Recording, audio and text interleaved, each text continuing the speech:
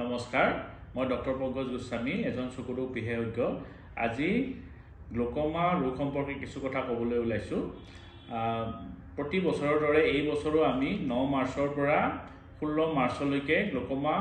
Awareness week বা glaucoma সজাগতা সপ্তাহ পালন কৰিছো ইয়াৰ উদ্দেশ্য এটাই যে মানুহৰ মাজত সজাগতা সৃষ্টি কৰা গ্লুকোমা ৰোগ সম্পৰ্কে আৰু এখন গ্লুকোমা মুক্ত পৃথিৱী তৈয়াৰ কৰা হয় স্যাৰ এই গ্লুকোমা বেমাৰটো কি গ্লুকোমা এটা চকুৰ অপটিক নাৰ্ভৰ বেমাৰ ইয়াত কি হয় চকুৰ ভিতৰত এটা প্ৰেছাৰ থাকে এই প্ৰেছাৰটো যদি বাঢ়ি যায় তেতিয়া হলে চকুৰ পৰা ব্ৰেইনলৈকে যোৱা যিডাল অপটিক নাৰ্ভ আছে এই অপটিক নাৰ্ভডাল দুৰ্বল হলে আমি ইয়াক গ্লুকোমা বুলি কওঁ গ্লুকোমা বেমাৰৰ প্ৰকাৰসমূহৰ বিষয়ে অকমান জনাব নেকি গ্লুকোমা প্ৰধানতঃ দুই প্ৰকাৰৰ হ'ব পাৰে এটা হৈছে প্ৰাইমাৰী গ্লুকোমা আৰু এটা হৈছে সেকেন্ডাৰী গ্লুকোমা প্ৰাইমাৰী গ্লুকোমা আকৌ কেইবা প্ৰকাৰৰ হ'ব পাৰে primary open angle glaucoma primary close angle glaucoma তাৰপৰি নৰ্মোটেনসিভ গ্লুকোমা আৰু এটা congenital glaucoma primary open angle glaucoma কি হয় আমাৰ চকুৰ ভিতৰত যেটো ফ্লুইড থাকে সেই ফ্লুইড চলাচল কৰা যেটো নলী সেই নলীটো আমাৰ ওপেন থাকে সেই কাৰণে ইয়াক আমি ওপেন এংগল গ্লুকোমা বুলি কওঁ আৰু যেতিয়া এই নলীটো বন্ধ থাকে তেতিয়া হলে আমি ইয়াক প্ৰাইমাৰী এংগল ক্লোজাৰ গ্লুকোমা বুলি কওঁ আকৌ কিছুমান গ্লুকোমা আছে য'ত চকুৰ প্ৰেছাৰটো নৰ্মেল থাকে কিন্তু তথাপিও নাৰ্ভটো দুৰ্বল হৈ গৈ থাকে তাক আমি নৰ্মোটেনসিভ গ্লুকোমা বুলি কওঁ আকৌ এনেকুৱা ধৰণৰ গ্লুকোমা আছে য'ত সৰু সৰু ল'ৰা ছোৱালীৰ ক্ষেত্ৰত এই জন্মৰ পৰা তেওঁলোকৰ চকুৰ প্ৰেছাৰ হাই থাকে তাক আমি কনজেনিটেল গ্লুকোমা বা বুকথেলমাছ বুলিও কওঁ এতিয়া সেকেন্ডাৰী গ্লুকোমা হল এনেকুৱা বেমাৰ য'ত কিবা কাৰণৰ কাৰণে হয় যেনেকুৱা ধৰক ডায়াবেটিস হাই প্ৰেছাৰ এইবিলাকৰ কাৰণে গ্লুকোমা হয় বা ধৰক আপোনাৰ আগতে চকুত ইনজুৰি হৈছে বা কিবা আঘাত পাইছে তাৰ কাৰণে যদি হয় তেতিয়া হলে এটোক আমি সেকেন্ডাৰী গ্লুকোমা বুলি কওঁ স্যাৰ এই বেমাৰৰ কাৰণ আৰু ইয়াৰ পৰা হ'ব পৰা বিপদসমূহৰ বিষয়ে অকমান শ্ৰোতাসকলক জনাব নেকি স্যাৰ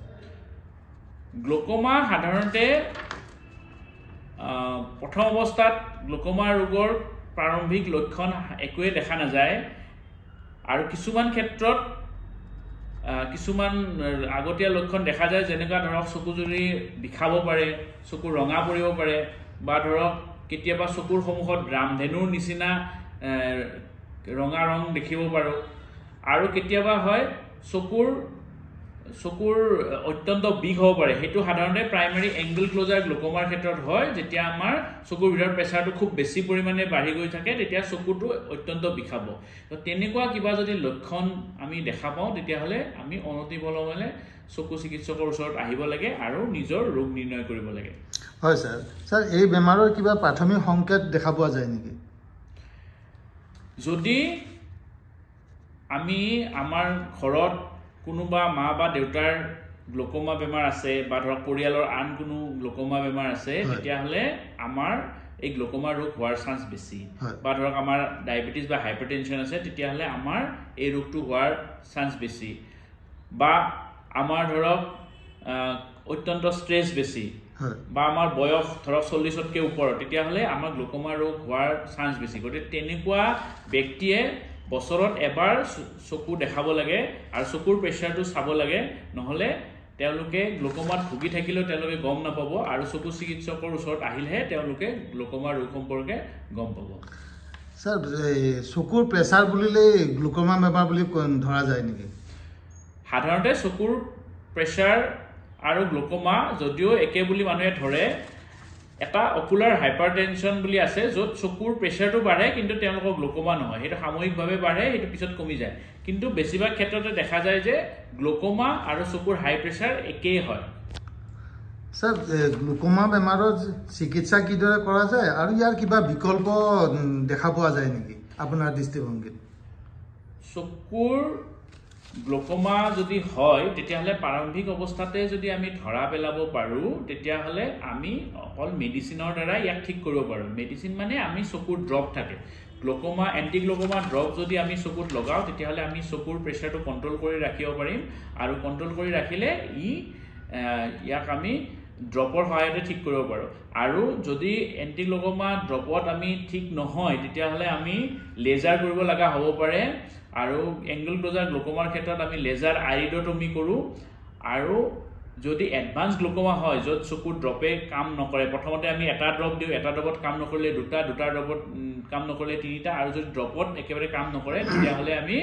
ট্ৰেবেকুলেক্টমি কৰোঁ। আৰু ট্ৰেবেকুলেক্টমিৰ এডভান্স কেছবিলাকত ট্ৰেবেকুলেক্টমি উইথ ড্ৰেইনেজ ভাল্ভ আমি লগাওঁ। স্যাৰ, গ্লুকোমা বেমাৰৰ কিবা প্ৰতিষেধক ব্যৱস্থা বা ইয়াৰ জীৱনশৈলী পৰিৱৰ্তন কৰাৰ কিবা প্ৰয়োজন আছে নেকি? গ্লুকোমা আমি যদি সোনকালে ডায়েগনচিছ কৰিব পাৰোঁ বা ৰুটিন চেকআপত যদি আমি ধৰা পাৰোঁ তেতিয়াহ'লে অতি উত্তম, কাৰণ কেতিয়াবা লক্ষণেই নাথাকে, গতিকে লক্ষণবিহীনভাৱেও ইয়াৰ আৰম্ভণি হ'ব পাৰে। সেয়েহে বছৰত এবাৰ আমি চকু চিকিৎসকৰ ওচৰত আহিব লাগে আৰু গ্লুকোমা স্ক্ৰিনিং কৰিব লাগে। আৰু গ্লুকোমা স্ক্ৰিনিং বুলিলে সাধাৰণতে আমি কি কৰোঁ, চকুৰ প্ৰেছাৰ জোখোঁ এপ্লানেশ্যন টনোমিটাৰৰ সহায়ত, বা ধৰক আমি স্লিট লেম্পৰ সহায়ত এংগলটো চাওঁ, গনিয়স্কপিৰ সহায়ত এইটো অপেন এংগল নে ক্ল'জ এংগল এইটো চাওঁ, তাৰোপৰি আমি ডাইলেট কৰি অপটিক নাৰ্ভটো চাওঁ, অপথেলমস্কোপৰ সহায়ত আৰু স্লিট লেম্প উইথ 90 ডায়প্টাৰৰ সহায়তো আমি অপটিক নাৰ্ভডাল ভালকৈ এক্সামিন কৰোঁ। আৰু ধৰক পেৰিমেট্ৰিৰ সহায়ত আমি ফিল্ড অফ ভিছনটো চাওঁ। ফিল্ড অফ ভিছন এইটো কাৰণে চাওঁ কাৰণ গ্লুকোমাত আমি চিধা ঠিকে দেখোঁ, কিন্তু আমাৰ পেৰিফেৰিৰ ভিছনটো কমি আহে। আৰু অচিটি কৰিও আমি ৰেটিনাল নাৰ্ভ ফাইবাৰ লেয়াৰটো ঠিকে আছেনে নাই আমি চাওঁ। গতিকে তেনেকুৱা যদি আমাৰ পৰীক্ষা কৰাৰ পিছত গ্লুকোমা ৰোগটো ধৰা পৰে তেতিয়াহ'লে আমি সোনকালে তাক ট্ৰিটমেণ্ট কৰিলে ভৱিষ্যতে হ'ব পৰা বিপদৰ পৰা আমি হাত সাৰিব পাৰোঁ। এতিয়া আপুনি সুধিছিলে যে গ্লুকোমা আমি নহ'বৰ কাৰণে বা গ্লুকোমা মানে ধৰা পৰিলেও যাতে সোনকালে আমি ব্যৱস্থা ল'ব পাৰোঁ তাৰ সেই সম্পৰ্কে দুআষাৰ সুধিছে ন। আমি গ্লুকোমাত যিহেতু লাইফষ্টাইলৰ লগত জড়িত, গতিকে আমি সদায় সেউজীয়া শাক পাচলি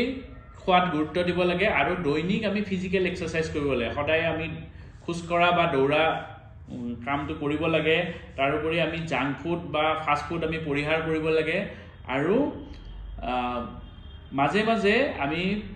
চকুৰ পৰীক্ষা কৰিলে আমি গ্লুকোমা আছেনে নাই সেইটো আমি হয় স্যাৰ, তাৰমানে টাইম টু টাইম সময়ে সময়ে আমি চবেই নিজৰ চকুজুৰি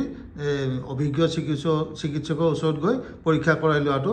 খুবেই দৰকাৰী। হয় হয়, আমি নতুন যেতিয়াই আমি সময় পাওঁ আমি 6 মাহৰ মূৰতে হওক বা এবছৰতে হওক আমি চকু চিকিৎসকৰ ওচৰত গৈ আমি চকুজুৰি পৰীক্ষা কৰিলে আমি ইয়াৰ পৰা সুফল পাব পাৰোঁ। এনে স্যাৰ আপুনি জনাব নেকি যে কিমান বয়সৰ পৰা এই বেমাৰটো হোৱাৰ মানে সম্ভাৱনা বেছি হয়? আমি গ্লুকোমা বেমাৰটোতো আচলতে 40 বছৰৰ পিছত বেছিকৈ হয়, কিন্তু এনেকুৱা নহয় যে সৰু ল'ৰা ছোৱালীৰ হ'ব নোৱাৰে, কাৰণ কনজেনিটেল গ্লুকোমাটো আমাৰ জন্মৰ পৰাই হ'ব পাৰে। গতিকে এনেকুৱা কোনো এজ নাই যে গ্লুকোমা বেমাৰ হ'ব পাৰে। কিন্তু 40 বছৰৰ পিছৰ যিসকল লোক আৰু তেওঁলোকৰ যদি ফেমিলি হিষ্ট্ৰীত গ্লুকোমা আছে তেতিয়াহ'লে তেওঁলোকেতো 6 মাহৰ মূৰত বা এবছৰৰ মূৰত এবাৰ চেকআপ কৰাবই লাগে। আৰু প্ৰতি 6 মাহ বা এবছৰৰ মূৰত যদি তেওঁলোকে গ্লুকোমা স্ক্ৰিনিং কৰে তেতিয়াহ'লে তেওঁলোকে গ্লুকোমা মুক্ত হৈ থাকিব পাৰিব। ধন্যবাদ স্যাৰ, আপুনি আজি যিখিনি গ্লুকোমাৰ বিষয়ে শ্ৰোতা ৰাইজক জনালে তাৰ পৰা শ্ৰোতা ৰাইজে নিশ্চয় বহুখিনি জ্ঞান পাব আৰু নিজৰ চকুজুৰি ভালকৈ ৰখাৰ কাৰণে তেওঁলোকে চিন্তা চৰ্চা কৰিব আৰু অভিজ্ঞ ডক্টৰৰ ওচৰত মানে সময় সাপেক্ষে দেখুৱাই তেওঁলোকৰ চকুজুৰি মানে হেৰিকৈ ৰাখিব। স্যাৰ, সৰ্বশেষত আপুনি শ্ৰোতা ৰাইজক থুলমূলভাৱে কি মানে এটা উপদেশ দিব বিচাৰিব? মই এইটোৱে কওঁ যে ৰাইজক যে গ্লুকোমা বেমাৰটো আমি প্ৰতিৰোধ কৰিব পাৰোঁ আৰু সেই সম্পৰ্কে আমি সচেতন হওঁ আৰু মাজে মাজে যদি আমি চকু পৰীক্ষা কৰাওঁ তেতিয়াহ'লে এই গ্লুকোমা ৰোগৰ পৰা আমি বাচি থাকিব পাৰোঁ। কাৰণ গ্লুকোমা ৰোগটো এবাৰ হ'লে চকুৰ নাৰ্ভটো দুৰ্বল হৈ যায় আৰু তাৰ পৰা ভিছন লছ হ'ব পাৰে। গতিকে সেই সম্পৰ্কে আমি মানুহৰ মাজত সজাগতাৰ সৃষ্টি কৰোঁ আৰু নিজৰ লগতে আনৰো এই চকুজুৰি ৰক্ষা কৰোঁ। ধন্যবাদ স্যাৰ। ধন্যবাদ।